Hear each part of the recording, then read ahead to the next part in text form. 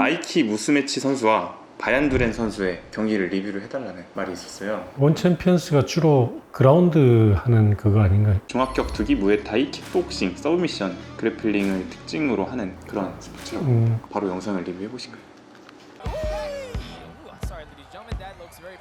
와.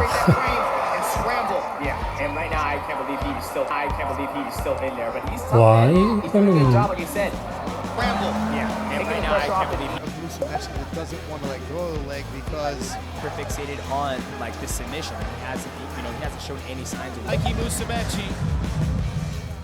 발목을 지금 힐 훅을 걸었잖아요. 힐 훅을 걸어가지고 돌렸는데 발의 방향이 거의 한 180도는 아니더라도 거의 한 160도 정도까지도 돈 것 같은데 저게 가능한가요? 내가 지금 이렇게 돌려보니까 이게 무릎이 지금 앞을 보고 있잖아요, 그죠? 돌렸다. 이 정도가 맥시멈인데. 이게 그럴 수도 있겠다. 종아리뼈는 무릎에서 이렇게 내려가면서 밖으로 이렇게 10도 정도 회전을 하거든요. 꽈배기처럼 살짝 꼬여 있어요. 근데 이 바얀두렌 선수가 무릎하고 힐 훅을 걸어서 이렇게 했는데 이게 지금 거의 많이 돌아가잖아요, 그죠?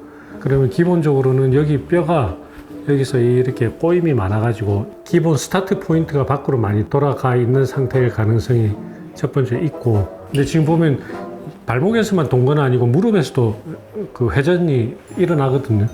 근데 많이 일어나진 않아요. 무릎 관절에서 조금 돌고 발목에서 조금 돌고 끝나고 나서 쩔뚝거리긴 해도 걸어가잖아요. 그거는 주변에 인대나 이런 것들이 다 유지되고 있다는 거거든요. 그러니까 진짜 엄청난 유연성을 가지고 있는 거죠. 만약에 일반인이 이 기술을 당하게 된다면 어떤 손상이 일어날까요? 세 군데에서 일어날 수 있죠. 첫 번째는 일단 발목을 일단 잡고 밖으로 돌려버리는 거니까 기본적으로 주변에 인대들이 딱 잡고 있는데 그 인대의 가동 범위를 벗어나서 틀어버리면 인대들이 다 뜯어져 나가 버리겠죠. 이걸로? 네, 최첨단 시스템. 여기 이제 발목인데 지금 요런 게 뭐냐면 익스텐서 레티나큘lum이라고 돼 있잖아요, 그죠? 얘들은 어떤 역할을 하냐면 이 밑에 지금 근육하고 힘줄들이 지나가죠. 만약에 우리가 발목을 올린다 그러면 이 종아리 앞쪽 근육들 얘들을 힘을 줄 거 아니에요, 그죠? 그러면 발목이 이렇게 위로 올라가겠죠. 만약에 발목의 이 굴곡을 따라서 이런 조직이 없다라고 생각해 보세요. 그러면 얘가 힘을 주면 이렇게 붕 떠버리겠죠. 이렇게 딱 눌러주는 터널 같은 조직이 없다고 그러면 힘을 주면 이 힘줄이 붕 떠버릴 거 아니에요, 그죠? 그렇기 때문에 제대로 작동할 수가 없겠죠. 그 역할을 해주는 게 이제 레티나큘lum이라는 조직이에요. 이런 조직들. 그 앞쪽으로 가는 일단 신경, 혈관을 다 지워봅시다. 그러면 여기 보이는 게 뭐가 있어요? 이런 게 이제 인대거든요, 인대. 발목까지 이렇게 생겼거든요, 이렇게. 굉장히 불안정한 조직이죠. 이 뼈 모양만 보면. 거의 뭐 고인돌이나 마찬가지잖아요. 무릎은 이렇게 생겼고, 무릎은 더 불안정하죠. 얘들이 유지되게 해주는 게 이런 인대 조직들이에요. 요거는 이제 델토이드 리가멘트라고 안쪽 복숭아뼈 잡아주는 거고, 이쪽에 보면 안테리어 탈로 피브라 리가멘트라고 해가지고 우리 발목 뼈 쓸 때 발목을 요렇게 많이 삐잖아요. 이렇게 삘 때 바깥쪽 복숭아뼈하고 그 발뼈를 잡아주는 앞쪽에 있는 요게 안테리어 탈로 피브라 리가멘트라는 거 하는 건데 얘가 항상 제일 먼저 나가요. 어쨌든 이런 애들이 다 잡아주고 있는데 힐 훅을 걸어가지고 돌려버려서 그 범위를 벗어나서 뜯어져 버리거나 아니면 얘들이 잡고 있는 뼈가 부러지거나 둘 중에 하나겠죠. 견열골절이 되죠. 비슷했어요. 굉장히 인대가 잡고 있는 뼈가 톡 물고 떨어져 나오는 걸 견열골절이라고 그래요. 견열골절이 생길 수도 있고 아니면 그냥 아예 골절이 생길 수도 있고, 그리고 더 벗어나가지고 관절이 빠져버리면 이제 탈구라고 그러죠. 그죠?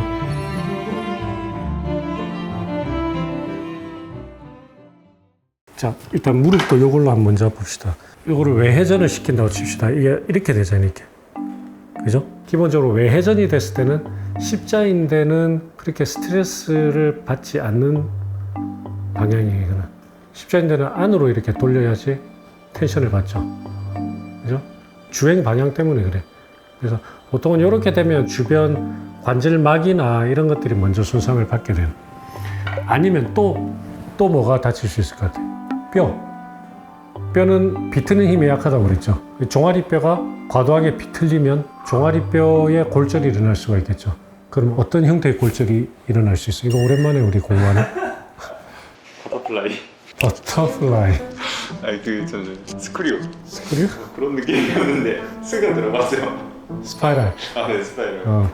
스파이럴 프랙처. 이렇게 골절이 나선형으로 생기는 비트는 이런 게 생길 수가 있는 거예요. 어쨌든 이 선수 같은 경우에는 발목이 거의 뒤로 돌았는데도 지금 아무 일도 일어나지 않은 건 대단한 엄청난 유연성을 가지고 있는 건 맞는 것 같아요.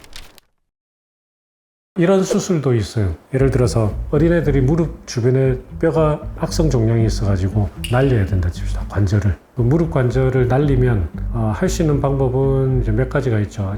안에다가 인공뼈를 넣어가지고 무릎을 아예 없애버리는. 그러면 이제 무릎 관절이 없으면은 여기서부터 발목까지가 하나의 그냥 통짜 막대기처럼 되어 있는 거잖아요. 사실 무릎 관절이 되게 중요하거든요. 무릎 관절을 없애가지고 여기를 통짜로 만들면 기능은 정말 안 좋아요. 무릎 관절이라는 게 없어지면 다리의 기능이 정말 안 좋아집니다. 제대로 생활하기가 너무 힘들거든요.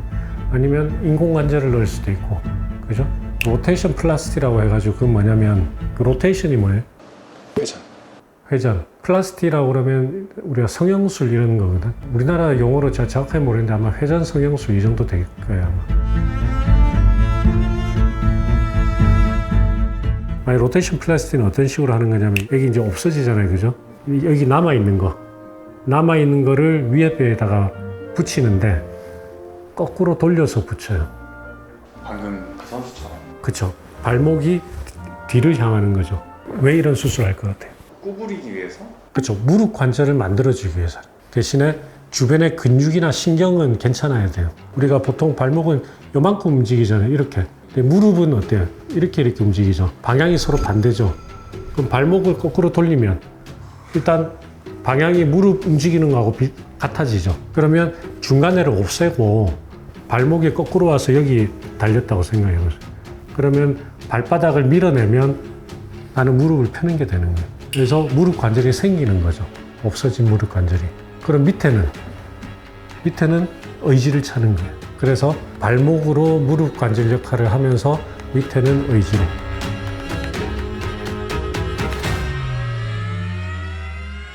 이런 수술을 하는 가장 큰 이유는 너무나 우리 기능에 중요한 무릎 관절을 도저히 살릴 수가 없을 때 무릎 관절을 발목 관절로 만들어주는 개념인 거예요. 그 성공을 하면 기능이 굉장히 좋은 수술이에요. 단점은 일단 수술이 엄청나게 어려워요. 이걸 하기 위해서는 일단 신경이 살아있어야 되겠죠. 발목을 움직이는 신경. 특히 무릎 관절에서 제일 중요한 게 우리가 뭐예요? 무릎을 펴는 동작이 제일 중요하죠. 펴는 힘이 있어야 걸을 수가 있는 거거든요. 이게 신경이 죽어서 이 기능이 없어지면 아무 의미가 없죠. 그 다음에 또 발목 관절이 잘 움직여야 돼요. 관절 범위도 좋아야 되고 피부 감각도 좋아야 되고 이런 조건들이 있을 때 할 수가 있는데 어쨌든 간에 간단하게 이야기하면 종아리 근육이 허벅지 대퇴사두근하고 연결을 되는, 그리고 이 종아리 앞쪽 근육은 허벅지 햄스트링하고 연결을 해야 돼. 근데 이게 정말 간단하게 이야기를 하는 건데 진짜 한 올 한 올 다 이렇게 맞춰가지고 해주는 거거든요.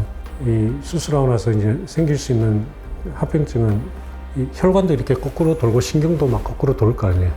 근데 혈관이 막히면 그 밑에 붙여놓은 게 다 죽어버리겠죠. 이제 잘라야 될 수가 있고 또 이 안에 이런 엄청난 수술을 하니까 엄청 부을 수 있잖아요.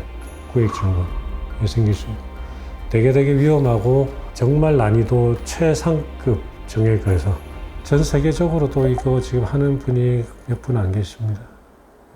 요즘 또 하나 옵션이 더 생긴 게 오세오 인테그레이션이라고 해서 우리 치아 임플란트 있죠.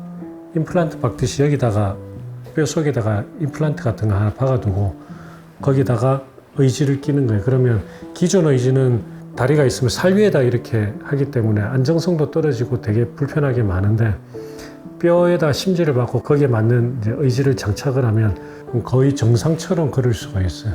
오세오 인테그레이션이라고 하는 것도 앞으로 우리나라에 들여올 겁니다. 지금 우리 골연장 변형교정 학회에서 이거를 우리나라의 의료기술을 들여오려고 노력하고 있어요. 신기하네요. 인간이라는 게 대단하다라는 생각을 하게 돼요. 저 수술을 해낸 사람을 생각해도 대단한 생각이 들고, 그리고 저 수술 받는 분들을 생각을 해도 대단하다. 그리고 그 선수도 대단한. 그 선수도 정말 대단하죠.